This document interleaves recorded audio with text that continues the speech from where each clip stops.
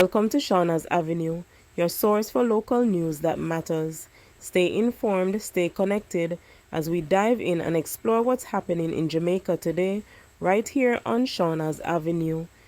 The Ministry of National Security says arrangements are being finalized for the departure of the 253 foreign passengers, including crew members, who arrived in Jamaica on a chartered flight.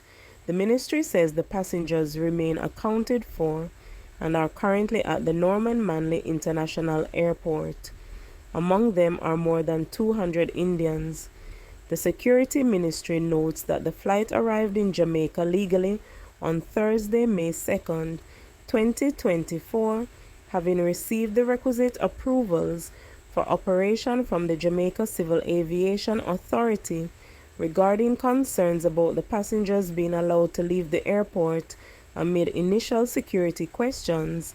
The ministry says this done after the issues were addressed as well as based on humanitarian grounds. Given the duration of the flight as well as civil aviation regulations for the minimum rest period before clearance is given to safely operate, it was deemed impractical to detain the passengers in the plane or at the airport. The cost of their accommodation and return will solely be the responsibility of the charter company and not the government of Jamaica.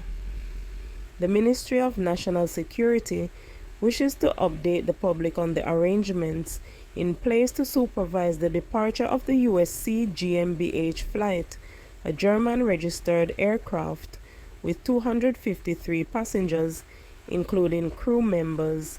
Despite having arrangements in place for accommodation and departure from the country, the passengers were refused entry by immigration officials based on security concerns uncovered during their processing at the airport. The Passport, Immigration and Citizenship Agency, in collaboration with the Jamaica Constabulary Force, has been leading the operational response since their arrival. Upon landing in Jamaica, it was discovered that there were 2 passengers on the flight that did not appear on the submitted passenger manifest. Given the duration of the flight, as well as civil aviation regulations for the minimum rest period before clearance is given to safely operate, it was deemed impractical to detain the passengers in the plane or at the airport. Having regard to their reservations at the Rock Hotel in downtown Kingston, the travelers and airline crew members were allowed to leave the airport on humanitarian grounds and escorted to the hotel by law enforcement and immigration personnel. The ministry takes this opportunity to commend the operational teams for their professional response and will continue to provide updates as the situation develops. A man is dead and several others injured following a 3-vehicle collision along the Mandela Highway in St. Catherine on Sunday. It's reported that a Toyota Probox, a white Honda Fit, and a gray Nissan March were heading east on the highway when the driver of the Toyota Probox lost control of the vehicle and collided with the Honda Fit. The Toyota Probox further swerved into the back of the Nissan March motor vehicle, causing it to overturn. The drivers and occupants of all 3 vehicles were transported to hospital, where the driver of the Nissan March was pronounced dead. The fatal collision occurred around 8:26 p.m. close to the Municipal Boulevard intersection. The body of a man was found by residents at Dam Wall District in Hayes, Clarendon on Monday afternoon. Up to press time, the body had not been identified, police said. Reports reaching the news indicate that around 2:34 p.m., residents stumbled on the body and contacted the authorities. On arrival, police saw the body of a male in a heavily vegetated area, lying on its back, clad in a black hoodie, black shirt, gray jeans pants, and black combat shoes. The deceased appeared to be in his 30s, about 5 feet 8 tall and medium build. He had wounds to the neck and upper body and a blood-soaked backpack on his back. Police are probing a suspected suicide after a man is believed to have killed himself in a female bathroom at the Catherine Hall Primary School in West Green, Montego Bay, St. James. The deceased has been identified as 35-year-old Andre Nicholson, a shopkeeper from Catherine Hall. Nicholson is believed to have taken his life between 9:50 p.m. Saturday and 3 Sunday afternoon. A firearm with several rounds was reportedly taken from the now deceased. Reports are that a security guard at the school saw Nicholson on the compound around 9:50 on Saturday night, shortly before he concluded duties there.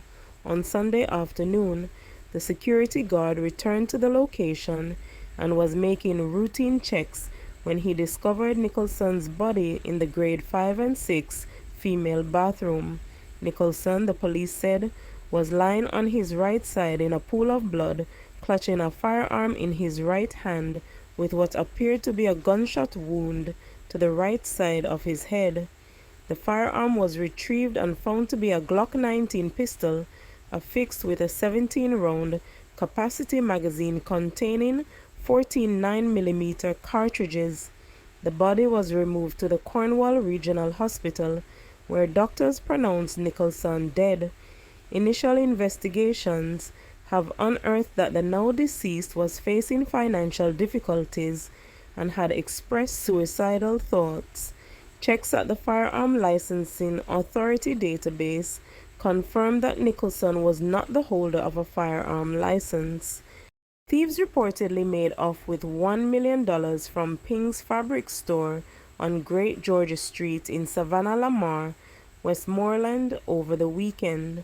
Reports from the police are that on Saturday, May 4th, at about 5:30 p.m., the store was reportedly secured by the owner before departure. However, the following morning, at around 9 a.m., the business owner reportedly received a telephone call from one of the employees who informed her that the back door of the establishment was open. Subsequent checks showed that the establishment was broken into. The police were then summoned. Upon the arrival of the lawmen, it was discovered that the culprits pried open the metal door at the back, cutting the padlocks on the grill to gain access to the building. Reports are that $1 million was missing from a metal safe